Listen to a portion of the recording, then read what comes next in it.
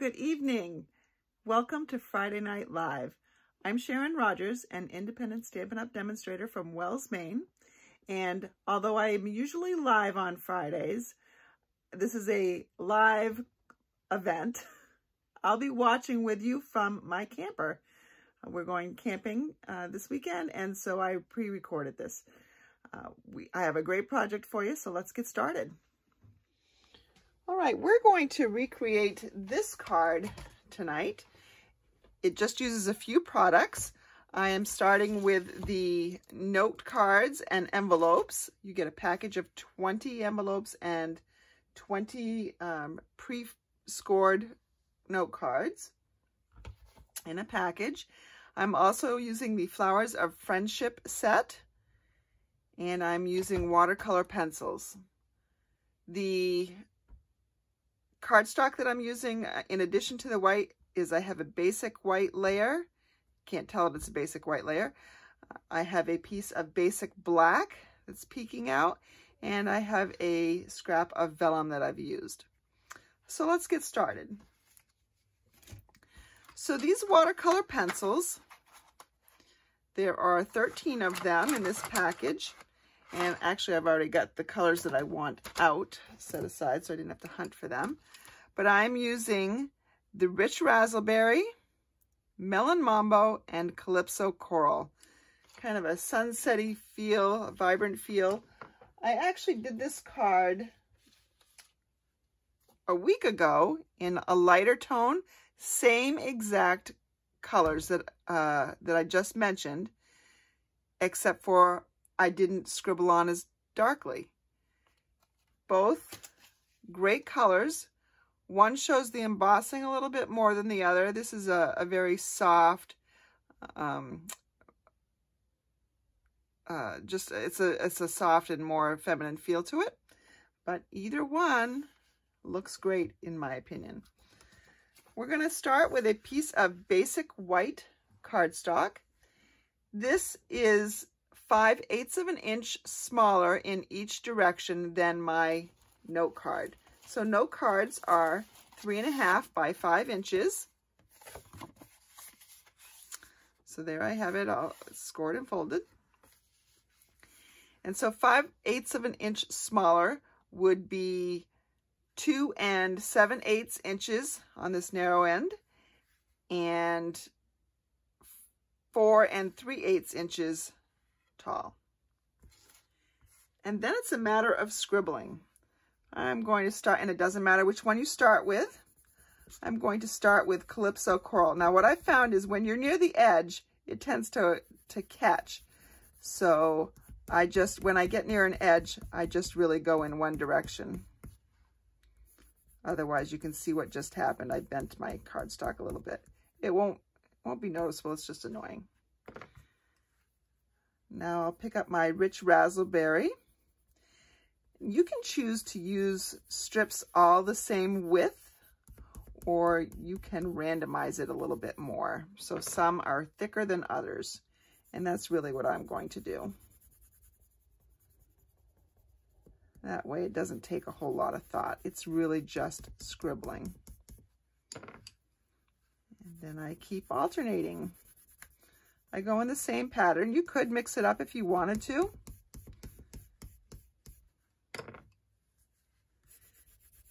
And of course, I'm using watercolor pencils. They are a great value for getting quite a few colors. You can color just regularly with them, or you can add water because they are watercolor pencils. I'm actually going to make this one wider. You can add water or not add water. Doesn't matter. But if you're just starting out, I would say that this is a great item to pick up because you can get a lot of colors for not a lot of money. And just keep going. I'm going to make this one pretty wide.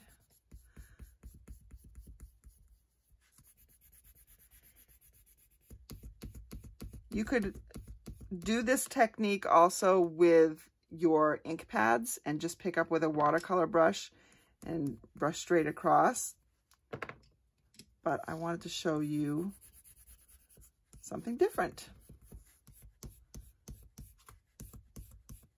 Especially for those of you who have the watercolor pencils already. You may not have thought about creating a background with it.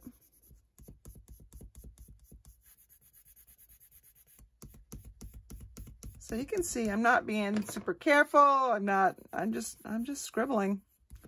I really am. And the harder I press, the darker it is. And you can see all my lines in here.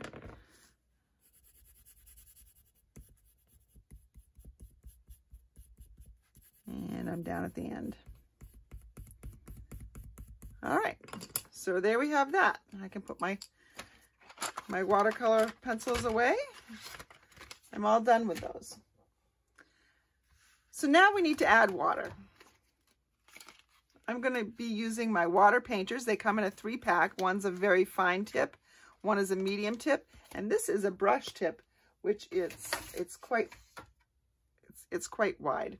I've got a good amount of water flowing. I don't want too much water because if there's too much water going on here, you're going to find that your cardstock curls a lot. Oh, cat here. So now I start with one color and I just blend.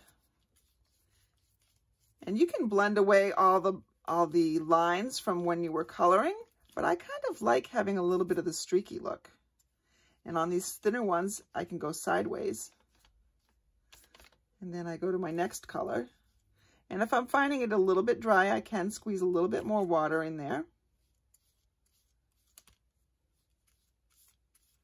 And you can see it's starting to come alive. And take my last color.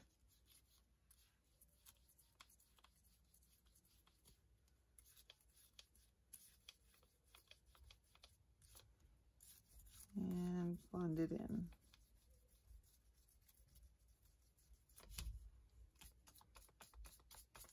So there is what I have.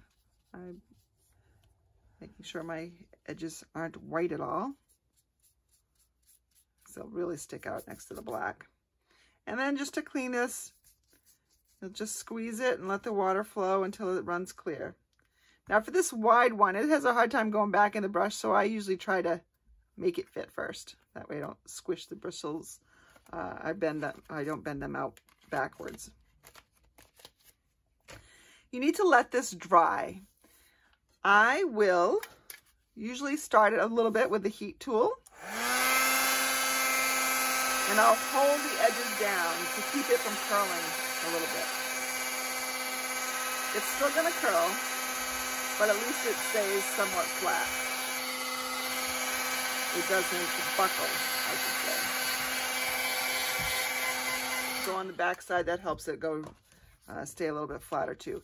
This probably isn't completely dry, and since I am embossing, I don't want to, I want to give it a little bit of time to fully dry. So I have another one already done, and you can see that this one's a tad bit lighter, not much, but a little bit. Again, just the pressure that I've used. So I've already mounted this big flower, and I've chosen the thank you for everything saying. And we need to emboss that. Remember, when you're embossing, you want to try not to touch your papers as much as possible. So touch them as little as possible. That's a better way of saying that.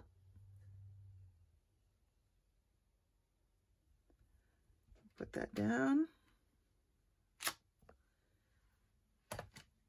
Now I need to add my embossing powder.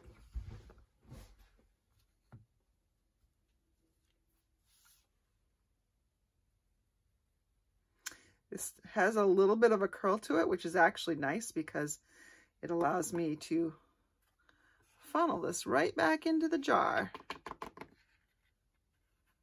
Make sure I got every spot. I'll flick off any little excess and heat it with a heat tool. Just want to heat it until it pops.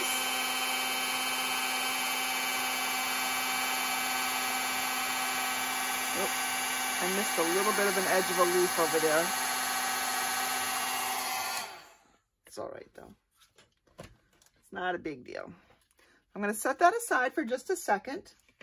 I'm going to bring in some vellum, and this is our cardstock vellum. We actually only have one weight now. I've already torn one edge because I made the other sample. I'm going to tear some more, and I just really move my right hand when I'm tearing. So you get that little edge look right there. And if it's not quite what you want, like this end is quite a bit wider than the other end, go ahead and tear some more off. It's a torn look, so it's going to be nice anyway. So I will stamp my thank you for everything. That looks pretty good. I found the first time I did this, I rocked my stamp, and so I got an edge. I mean, I was able to clean it up easy enough, but try not to rock, especially when I'm embossing, because once you catch those edges, it is hard to get them clean again. Let's take our heat tool with this.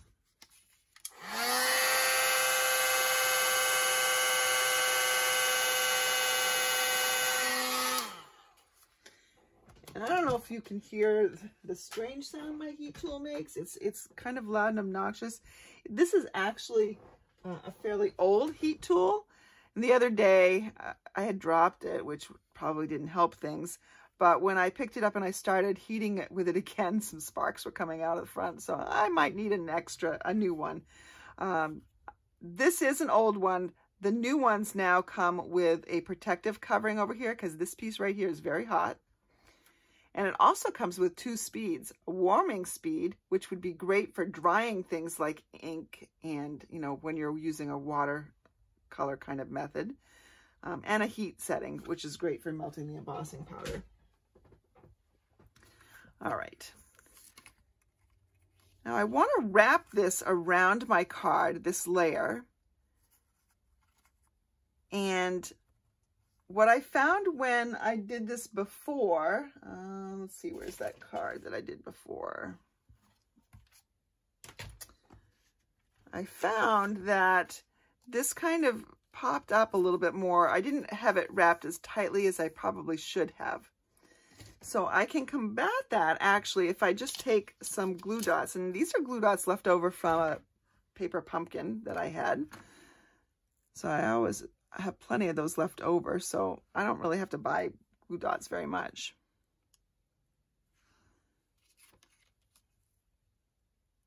I'm going to put them on the back of just a couple of the letters here. And actually, I don't know if you saw what I'd done with the other one. I kind of pick off the backing. Oh, this is not cooperating with me. And when you can pick off the backing, you can actually roll up the little glue dot a little bit. And so I'm putting this right here on the Y, and so it's nice and skinny, so it's not going to show through. And let's see if I can line that up so it looks pretty straight. That looks pretty good, I think. And then just fold this over nicely on the edge. And we'll secure it on the back with a little stamp and seal.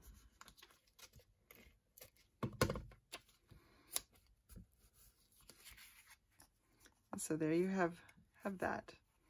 And again, it's still a little curved right now, but I'm going to attach it to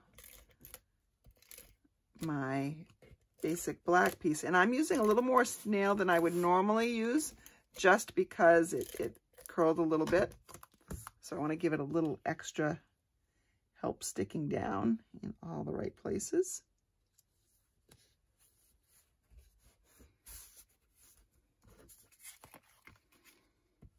And then we'll just attach this to our note card.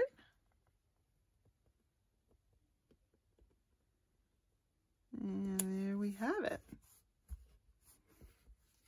I went ahead, actually, I was doing something else, and I had this piece left over from another project, so I will just plop that down right inside here to give it a little bit of extra something. That also comes from the set. The only thing we are missing is a little bit of bling. So these are the In Color jewels, the 2021-2023 In Color jewels. And this is polished pink, but there's an iridescent quality to it. There's not just one color in there. And so the fresh freesia and the polished pink both go nicely with these colors. So I'm going to cheat and use them, even though they aren't the same colors that I used here. And remember, you want to go in sets of 3. Oop, I don't like that there. Come down here. There we go, something like that. So we have some little bling on there as well. And so that is our card. Oh, but before you go, I wanted to show you one other thing that I did after last week's Friday Night Live. I went over to one of my team members' houses, Sheila Hills, and we did some more of that. We made some more, and she has a couple of blend colors that I don't have, and so I made this one when I was at her house. And it uses the combination of Pool Party, which is very, very light, Soft Succulent, which is an In Color, and Night of Navy. And look how gorgeous that is. What a nice watery kind of feel that has to it. And I haven't done anything with it yet. But can you see that I also did some veining with Wink of Stella? So instead of just kind of splattering it on there, I just made some veins going along where some of the veins were appearing already because of the alcohol technique that we used. So I just wanted to show you that. Love these colors. Probably my favorite color combination yet. But this is the card we just did. And so I encourage you to give it a try. Again, if you don't have watercolors, let me just show you real quickly. It's okay because you can do it with an ink pad. I'm just going to grab the closest ink pad at hand. This is Magenta Madness, an In Color. So if you just pick it up here, see, you can paint too. And you'll get a similar effect. You have a little bit more control with a pencil, but you can do it with ink. So make that background today. If you don't have the watercolor pencils, just grab an ink pad. So I hope you enjoyed tonight's card, and I will see you again actually live next week. Have a great weekend, everybody.